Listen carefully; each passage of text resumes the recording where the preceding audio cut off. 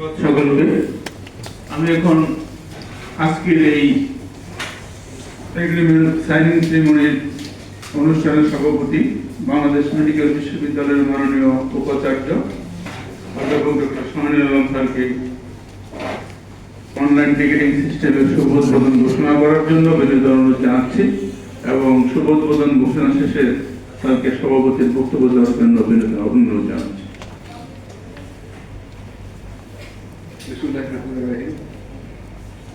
আজকের এই online ticketing সিস্টেমের উদ্বোধনী অনুষ্ঠানে আমাদের বিশ্ববিদ্যালয়ের সম্মানিত সর্বোচ্চ নির্বাহী বৃন্দ, একই সাথে গভর্নমেন্টের ম্যানেজিং ডাইরেক্টর সহ অন্যান্য নির্বাহী বৃন্দ, আমাদের এই বিশ্ববিদ্যালয়ের সম্মানিত চেয়ারম্যান বৃন্দ, ডিন বৃন্দ এবং গণমাধ্যম কর্মী সহ অন্যান্য যারা উপস্থিত আছেন, আসসালামু আলাইকুম।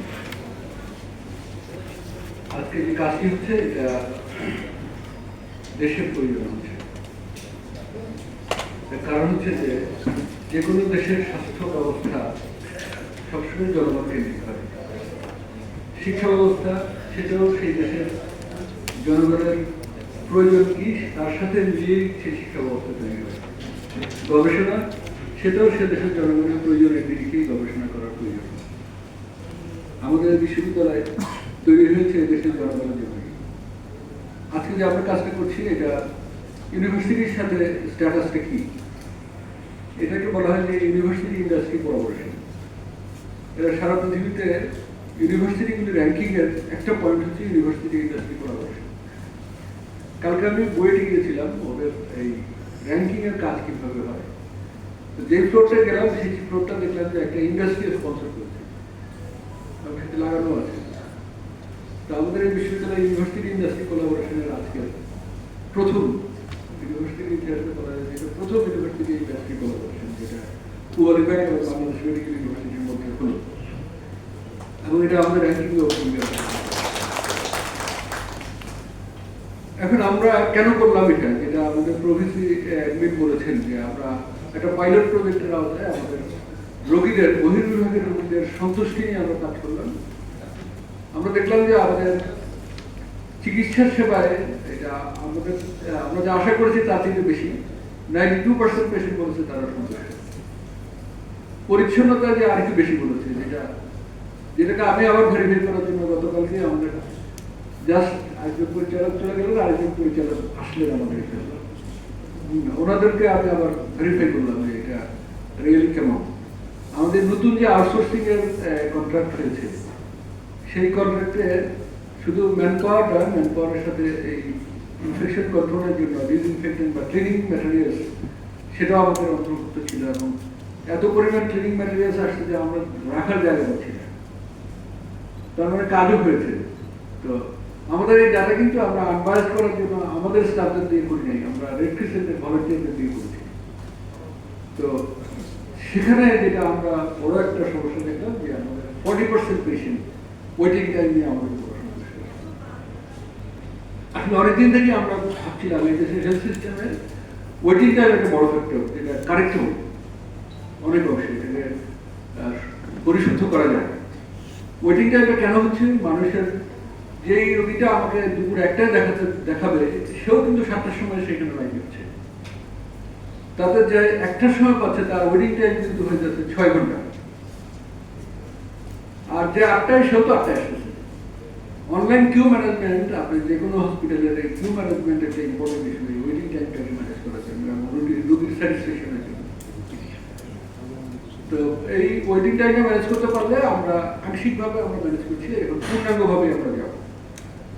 সেই ক্ষেত্রে এই অনলাইন ম্যানেজমেন্ট ইম্পর্টেন্ট, কারণ সে বলতে পারবে যে সে 2টার সময় দেখাতে পারবে। ও যতক্ষণ পর্যন্ত টিকিট না পাচ্ছে তার মধ্যে একটা আনসার্টিনিটি থাকছে, এখন সে খুব ক্রেজি থাকতেছে, ধাক্কাধাক্কি করতেছে, কোনো কারণে যদি সে টিকিটটা না পায় 1টার সময় তার টিকিট বন্ধ হয়ে যাবে। তার এই যে ধাক্কাধাক্কি অস্থিরতা, এটাকে ওভারকাম করা যায়। এমনকি সে বাসায় বসে ঠিক করতে পারবে যে আগামী সপ্তাহে আমার ছুটির সাথে অ্যাডজাস্ট করে সে এখানে অ্যাপয়েন্টমেন্টটা নেবে, সে অফিস থেকে ছুটি দেবে। একজন টিচার হয়তো তার ক্লাস আছে, পরীক্ষা আছে, এখানে অ্যাডজাস্ট করে সে টাইমটা নিতে পারে। আপনি জানেন যে আমাদের রেডিওলজি ডিপার্টমেন্টের এই ইমেজিং এ যে পরিমাণ পেশেন্ট আমাদের কাছে আসে, এটা কিউ ম্যানেজমেন্টের ইম্পর্টেন্ট ইস্যু হয়ে গেছে। আমরা এটা ফুললি অনলাইনে চলে যাবো। এবং সহসাই চলবে। যাতে করে এখন সমস্যাটা হচ্ছে কি, সে আজকে পাচ্ছে না, কালকে পাবে কি, এই তো অনিশ্চয়তা। সে যদি এক সপ্তাহ পরে পায়, তার মধ্যে হয়তো এই অনিশ্চয়তা থাকে। UK, USA, Canada, Australia, Japan, জার্মানির লোকেরা যদি একটা মনে করার জন্য 1 মাস অপেক্ষা করতে পারে, আমাদের ভিতরে এটা অভ্যাস হবে। সে যখন বুঝবে যে আগামী মাসের 3 তারিখে আমার এমআরআই হবে, তখন তার এই কষ্টটা থাকবে না। কিন্তু সে প্রতিদিনই সে অনিশ্চয়তা। এটার পাশাপাশি আমাদের দেশের চিকিৎসা বিজ্ঞানের পরিসংখ্যান অথবা যে কোনো বিষয়ের পরিসংখ্যান একটা বড় সমস্যা। আমরা হয়তো বলছি যে আমাদের এখানে 5,000 রুগী আসছে, 10,000 রুগী আসছে, কোন ডিপার্টমেন্ট থেকে কত আসছে আমরা এখন বলতে পারি না। কিছু বলতে পারি, পারফেক্টলি বলতে পারি। যে কালকে যখন আমি ওয়েটিং টাইম দেখছিলাম, আগামী সপ্তাহে আমরা বের করে ফেলবো যে কোন ডিপার্টমেন্টে ওয়েটিং টাইম বেশি, তাহলে সেই ডিপার্টমেন্টে আমরা এটাকে ম্যানেজ করার ব্যবস্থা করতে পারবো। সেখানে আমাদের কোনো ডেফিসিয়েন্সি আছে কিনা, আমাদের নেগলিজেন্সি আছে কিনা, আমাদের ডাক্তার যেতে দেরি করছে কিনা, আমাদের ফ্যাকাল্টিরা স্পেশালিস্টরা যেতে দেরি করছে কিনা, তখন ওই ডিপার্টমেন্টে আমরা স্টেজ দিয়ে ওয়েটিং টাইমটাকে আমরা ম্যানেজ করতে পারবো। অথবা দেখা যাবে যে কোনো ডিপার্টমেন্টের স্পেসের সংকটের কারণে ওয়েটিং টাইম বেশি হচ্ছে, আমাদের ম্যান পাওয়ার কম। তাহলে এই অনলাইনটা আমাদের অনেক দিক থেকে সুবিধা হবে, এমনকি আমরা ন্যাশনাল একটা পরিসংখ্যান আমরা তৈরি করতে পারবো। আরেকটা হচ্ছে যে digitalization health system must. Digitalization কোথায় না মাস্ট বলেন? ভবিষ্যতে রান্নাঘরেও মাস্ট হবে। হয়তো আপনার বাসার সফটওয়্যার বলে দিবে বা এআই বলে দিবে যে এই মাসে তোমার তেল বেশি খরচ হয়েছে, তুমি আগামী মাসে তেল কম খেতে হবে, বিকজ হেলদি থাকা লাগবে। অথবা বলবে যে এই সপ্তাহে প্রোটিন কম হয়ে গেছে, কার্বোহাইড্রেট বেশি হয়ে গেছে। রান্নাঘরের আগেই সকালবেলায় গিন্নি উঠেই দেখবে যে এই ধরনের সিস্টেম আগে থেকে। আমি তো প্রায় বলি যে একসময় এরকম হতে পারে যে আমাদের বিশ্ববিদ্যালয়ের গেটে একটা এআই থাকবে, সেখান থেকে নতুন ভাইস চ্যান্সেলর মন্ত্রণালয় নিয়োগ দিয়েছে, ঢোকার সময় গেট বন্ধ হয়ে যাবে যে ইউ আর নট ফিট। কারণ এআই তো আমার আইকে স্ক্যান করতে পারবে। আই স্ক্যান করা মাত্র আমার প্রিভিয়াস, আমার এক্সপিরিয়েন্স, আমার ডিগ্রি, আমার পাবলিকেশন, আমার রিসার্চ, আমার ম্যানেজারিয়াল ক্যাপাসিটি সবই এখানে থাকবে। এআই যখন দেখবে যে আমি 70-এর কম পেয়েছি, 50-এর কম পেয়েছি, বলে না তুমি ফেরত যাও, এটা হবে না। এরকম হয়ে যেতে পারে। তা আমরা ডিজিটালাইজেশনে, আমরা হেলথ সিস্টেমের ডিজিটালাইজেশনে এবং এআই ইমপ্লিমেন্টেশনে আমরা উদ্যোগ গ্রহণ করেছি এবং এটা সাফিসিয়েন্ট রেসপন্স আমরা পাচ্ছি। আমি গতকালকেই খবর পেলাম যে আমাদের সাথে আপনারা জানেন যে আইসিএসকোর সাথে একটা এগ্রিমেন্ট হয়েছিল এবং এইটার যে 2/3 পরিমাণ ফান্ড সেটা আমাদের বিশ্ববিদ্যালয় ফান্ডে অলরেডি ট্রান্সফার হয়েছে। কাজ শুরু হবে কিন্তু জানুয়ারিতে। ওরা আমাদেরকে এতই বিশ্বাস করেছে যে এত আগেই আমাদেরকে ফান্ড দিয়ে দিয়েছে। তাহলে এআই ইন মেডিকেল সায়েন্স, এটা আমরা এই বিশ্ববিদ্যালয় হিসাবে যেহেতু দেশের শীর্ষস্থানীয় মেডিকেল সায়েন্সের শিক্ষা প্রতিষ্ঠান, আমরা নেতৃত্ব দিব ইনশাআল্লাহ। আমরা আরো কয়েকটি জায়গায় আমরা ঠিক করেছি। একটা হচ্ছে infection prevention and control, infection control system. এই জায়গায় আমরা কাজ শুরু করেছি। আপনারা জানেন যে ডব্লিউএইচওর সাথে আমরা এগ্রিমেন্ট হয়েছে এবং এই কাজ আমরা 1 তারিখ থেকেই শুরু করবো। অলরেডি আসলে অনেকগুলো করা হয়ে গেছে। প্রথম অংশ দিয়ে আমাদের সার্ভিলেন্সের রেজাল্ট, আমাদের প্রাথমিক রেজাল্ট আমরা পেয়ে গেছি। অর্থাৎ ইমপ্লিমেন্টেশনের কাজ, ট্রেনিং এর কাজ আমরা আগামী মাস থেকে শুরু করব। আপনারা জানেন যে ইথিক্যাল রিভিউ বোর্ড, এটা আইআরবি যেটা ইনস্টিটিউশনাল রিভিউ বোর্ড, সেটা মেডিকেল সায়েন্সের রিসার্চের জন্য অত্যন্ত প্রয়োজনীয়। এটা আমাদের অনলাইন হয়ে গেছে। এটা আমাদের শুধু ইমপ্লিমেন্টেশনের বাকি, আমরা আগামী মাসে ইনশাআল্লাহ এটাও আমাদের অনলাইন হয়ে যাবে। সব মিলিয়ে আমরা বলতে চাচ্ছি যে আমাদের এই ইউনিভার্সিটি ইন্ডাস্ট্রি কোলাবোরেশনের হেলথ সার্ভিস, মেডিকেল এডুকেশন এবং রিসার্চ, এই জায়গায় ইউনিভার্সিটি ইন্ডাস্ট্রি কোলাবোরেশনে পূর্বানুযায়ী প্রথম রেসপন্স করেছে। অথবা বলা যায় যে মেডিকেল বিশ্ববিদ্যালয় মেডিকেল সায়েন্সের সাথে official university industry collaboration, this is the first. আমরা আমাদের পক্ষ থেকে অনেক ধন্যবাদ জানাই।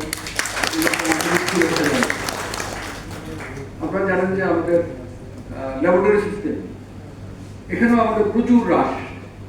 এটাকে আমরা অ্যাক্রিডেটেড করার করতে গিয়ে আমরা দেখলাম যে ফ্রি ল্যাবরেটরি ফ্যাসিলিটিস নিয়ে আমাদের সমস্যা। আমাদের এখানে যে হ্রাস হয় স্পেসে, আমরা এটাকে ম্যানেজ করতে পারি। এই কিউ যদি আমরা ম্যানেজ করতে পারি, একদিকে আমরা আমাদের এখানে গেলে দেখবেন 2টা লাইন, একটা রিপোর্ট দেওয়ার লাইন, একটা রিসিট কাটার লাইন। এই লাইনের দেখা যাবে না। তখন এটা যদি হয়, এটাও আমাদের সাথে পরিমাণ কাজ করছে, এটা অচিরেই আমাদের এটাও ইমপ্লিমেন্টেশন হয়ে যাবে। তখন রিপোর্ট নেওয়ার লাইনটা আর থাকবে না, রিপোর্ট নেওয়ার লাইনটা চলে যাবে বাসায়, কারণ সে সেখানে প্রিন্ট করে নিতে পারবে। এটাও হয়ে যাবে ইনশাআল্লাহ। একবার বাংলাদেশি এক বিদেশি সাংবাদিক আমার চেম্বারে এসেছিল, তার ওয়েডিং টাইম 3.5 ঘন্টা ছিল। সে খুব দুঃখ প্রকাশ করতেছিল, এত লম্বা wedding। তো সে অবশ্য সিরিয়াল ছাড়া গেছিল। তো ক্ষোভ প্রকাশ করে আমি তাকে রসিকতা করে বললাম যে আপনি তো 2টা ফ্যাসিলিটিস পেয়েছেন, এটা যদি ন্যাশনাল হেলথ সার্ভিস ইউকে তো হয়তো আপনাকে 3 মাস থাকবে ওয়েডিং টাইম। আর একটা হলো যে উইদাউট অ্যাপয়েন্টমেন্ট আপনি কোনোভাবে যেতে পারতেন না। 2টা বেনিফিট তো বাংলাদেশে পেয়েছে। সাংবাদিক মানুষ তো সে কি আমাকে ছাড়ে? সে বলে যে ডাক্তার সাহেব, সে ওয়েডিং টাইম আমার বাসায় থেকে হইতাম, তার টিভি দেখতাম, কফি খাইতাম, বাচ্চাদের সাথে থাকতাম, এখানে তো আমরা চেম্বারে বসে থাকা হচ্ছে। তো আমরা ওয়েডিং টাইমটাকে চেম্বার বা হাসপাতাল থেকে বাসায় নিয়ে যেতে চাই, সেই বিবিসি সাংবাদিকের সেই কথা বলবো আর কি।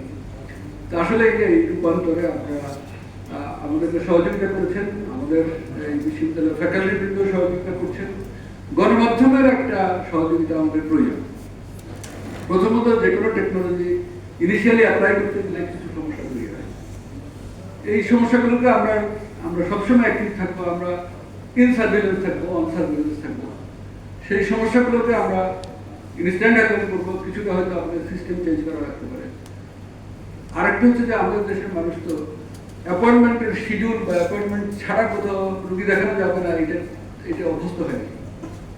আপনি কি বাংলাদেশের বা পৃথিবীর কোনো দেশে এমন কোনো অফিস পাবেন যেখানে ওই দিনের সকল ফাইল ওই দিনই ডিসপাস করা লাগে এবং পারে? আমাদের রোগী যদি প্রত্যেকটা একটা ফাইল ধরেন অফিস হিসাবে, এই আনলিমিটেড ফাইল ডেইলি ডিসপাস করতে হবে, এই দায়িত্ব দিলে তো কোয়ালিটি আমরা রাখতে পারবো। অতএব কিউ ম্যানেজমেন্টে ইনিশিয়ালি আমাদের অনেক মানুষ অভ্যস্ত নয়। ইনিশিয়ালি আমাদের হয়তো যেই আমাদের এই সিস্টেমের সাথে অ্যাডজাস্ট হতে আমাদের যে এই সেবা প্রত্যাশী তাদের কিছু সমস্যা হতে পারে। আমরা অবশ্যই সার্ভিলেন্স থাকবো। সেই প্রত্যাশার ক্ষেত্রে যে সমস্যাগুলো তৈরি হবে সেগুলিতে আমরা ম্যানেজমেন্টে আমরা সক্রিয় থাকবো। সেক্ষেত্রে আমরা গণমাধ্যমকে ইতিবাচকভাবে আমাদের এই বিশ্ববিদ্যালয়কে দেখবেন, আমরা সেটা আশা করি। সবশেষে আগামী দিনের এই বিশ্ববিদ্যালয় একটি ডিজিটালাইজ বিশ্ববিদ্যালয় হবে, এটা health science in education, in research and service. এই আশা রেখে আমি সবাইকে ধন্যবাদ দিয়ে আজকের এই বহির্বিভাগের অটোমেশনকে উদ্বোধন ঘোষণা করছি এবং আপনাদের সবাইকে ধন্যবাদ জানাই। আসসালামু আলাইকুম।